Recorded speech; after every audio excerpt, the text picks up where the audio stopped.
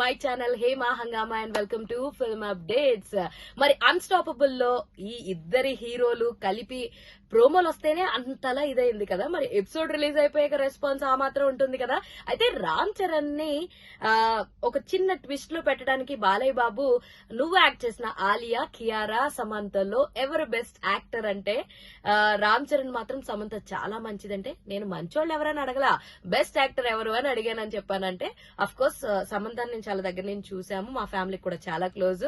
So తను చాలా మంచిది అంటూ మళ్ళీ చెప్పుకొచ్చారు. అంతేకాకుండా తన లైఫ్ కి సంబంధించిన ఎన్నో పర్సనల్ థింగ్స్ ని కూడా షేర్ చేసుకున్నారు. క్లింకారా గురించి చెప్పడం, క్లింకారా తన లైఫ్ లోకి వచ్చాక తన లైఫ్ ఎలా మారిందని చెప్పడం, రామ్ చరణ్ తినిపించకపోతే తను అన్నం తినదని చెప్పి, అండ్ పాప ఫేస్ ఎప్పుడు రివీల్ చేస్తావు అని అడిగితే నన్ను నాన్న అని ఎప్పుడు పిలుస్తుందో అప్పుడు నేను పాప ఫేస్ రివీల్ చేస్తా, ఇప్పుడు అమ్మ అని పిలుస్తుంది. సో దానికి అది తినేది ఎంత, పరిగెత్తేది ఎంత, దానికి అన్నం తినిపించడానికి 30 తిప్పలు పడాలి నేను అంటూ చెప్తా ఉన్నాడు అనమాట రామ్ చరణ్. చాలా అంటే చాలా హ్యాపీగా అనిపించింది. ఇప్పుడు దాకా తన పర్సనల్ లైఫ్ కి సంబంధించిన ఎన్నో విషయాలు రామ్ చరణ్ గారు ఎక్కువగా షేర్ చేసుకోవడం మనం చూస్తూ ఉండము.